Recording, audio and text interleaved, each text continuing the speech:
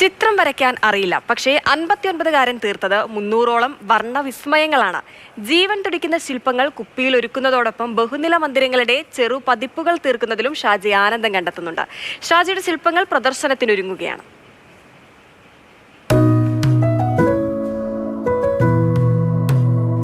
സ്വന്തമായി ഒരു ബിസിനസ് സ്ഥാപനം, വിവിധ സ്ഥാപനങ്ങളുമായി ബന്ധപ്പെട്ട തിരക്ക്, ഇവയെല്ലാമുണ്ട്. പക്ഷേ ഈ 59കാരൻ ആനന്ദം കണ്ടെത്തുന്നത് കാലിക്കുപ്പുകളിൽ വിസ്മയം തീർക്കുന്നതിലാണ്. ഞാനൊരു ഹോട്ടലിൽ പോയപ്പോൾ ഇതുപോലത്തെ ഒരു ബോട്ടിലും ഇങ്ങനെ ചെറിയ വർക്കൊക്കെ ഉണ്ട്.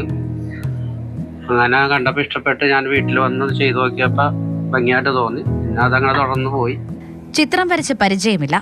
എന്നാൽ 3 വർഷം മുൻപ് ഒരു ഹോട്ടലിൽ ഇത്തരം കലാരൂപങ്ങൾ കണ്ടതോടെയാണ് സ്വന്തമായി തനിക്കും ഇത് ചെയ്യണമെന്ന തോന്നൽ ഷാജിക്കുണ്ടായത്. പിന്നീട് കയ്യിൽ കിട്ടിയ മുത്തുകളും വളപ്പൊട്ടുകളും എല്ലാം ഉപയോഗിച്ച് ഒരു രൂപം തീർത്തതോടെ ശില്പങ്ങൾ തീർക്കുന്നതിലും പെയിന്റ് ചെയ്യുന്നതിലും ഷാജിക്ക് ആത്മവിശ്വാസം ഇരട്ടിയായി. കൂടുതൽ ഭംഗിയായിട്ട് തന്നെ ഈ മുത്തുകളാണ്. അതുകൊണ്ട് ഇത്തിരി ബുദ്ധിമുട്ടാണ്, കാരണം കുറെ ദിവസം എടുക്കും. വൈകുന്നേരം വരെ ജീവിതത്തിലെ തിരക്കുകളിൽ വ്യാപൃതനാകും. വൈകുന്നേരം 6:30-ക്ക് ശേഷം സ്വന്തമായി തീർത്ത ആർട്സ് വർക്ക്ഷോപ്പിലായിരിക്കും ഷാജി നേരം ചെലവിടുക.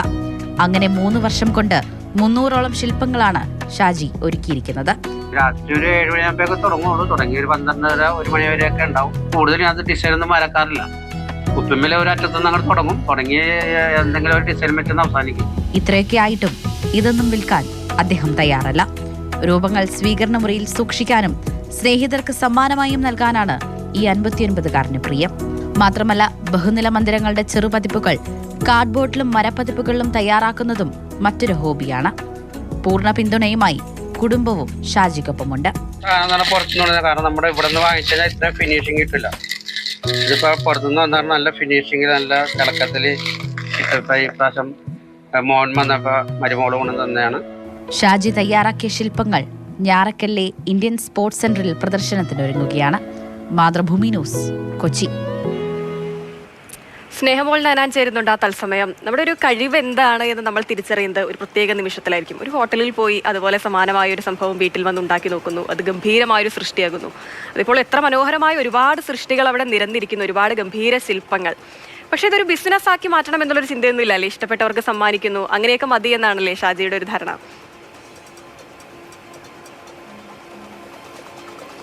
അതെ ഹിമ, നമ്മൾ ഈ ബോട്ടിൽ ആർട്ടിനെ കുറിച്ച് പറയുകയാണെങ്കിൽ അത് ഏറ്റവും കൂടുതൽ പ്രചാരം നേടി അല്ലെങ്കിൽ ആളുകളൊക്കെ ചെയ്ത് പരീക്ഷിച്ച ഒരു സമയമാണ് കോവിഡ് കാലഘട്ടം എന്ന് പറയുന്നത്. നമ്മൾ വീട്ടിൽ വെറുതെ ഇരിക്കുമ്പോൾ നമ്മുടെ വിരസത മാറ്റാൻ വേണ്ടിയിട്ട് ചില ആളുകൾ കൃഷി ചെയ്ത്, പക്ഷെ ബഹുഭൂരിപക്ഷം ആളുകളും ചെയ്തിരുന്ന ഒരു കാര്യമാണ് ഈ ബോട്ടിൽ ആർട്ട് പഠിക്കുക എന്നുള്ളത്. ആ ഒരു കോവിഡ് കാലഘട്ടത്തിൽ യൂട്യൂബ് സെർച്ച് എടുത്ത് നോക്കിയാൽ എങ്ങനെയാണ് ബോട്ടിൽ ആർട്ട് പഠിക്കുക എന്നുള്ള കാര്യങ്ങളായിരിക്കും ഏറ്റവും കൂടുതൽ ആളുകൾ സെർച്ച് ചെയ്തിട്ടുണ്ടാവുക.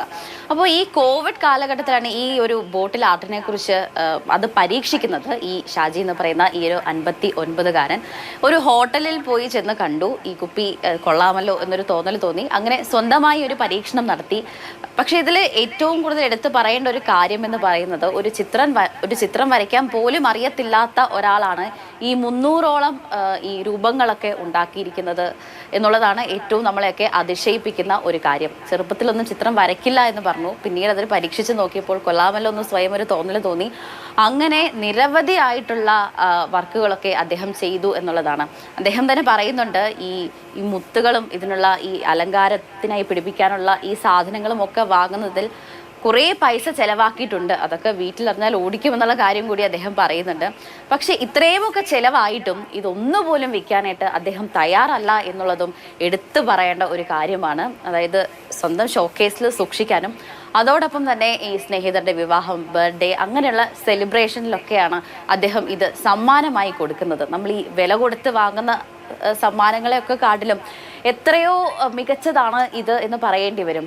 അതായത് സ്വന്തമായി എഫോർട്ട് ഇട്ട് ഒരു ഇപ്പോൾ ബോട്ടിലാട്ടൊക്കെ നിർമ്മിക്കുക എന്നുള്ളതൊക്കെ സമ്മാനങ്ങൾക്ക് എപ്പോഴും മൂല്യം കൂടും. അതങ്ങനെ തന്നെ മതി എന്നുള്ളതാണ് ഷാജിയുടെ ഒരു ചിന്ത. കാരണം ഇതൊരു ബിസിനസ് ആക്കി മാറ്റാനൊന്നും ആഗ്രഹിക്കുന്നില്ല. ഇഷ്ടത്തോടെ നിർമ്മിക്കുക, അത് ഇഷ്ടമുള്ളവർക്ക് കൊടുക്കുക എന്ന് മാത്രമാണ് ഷാജി ചിന്തിക്കുന്നത്. എന്തായാലും ഷാജിക്ക് ആശംസകൾ.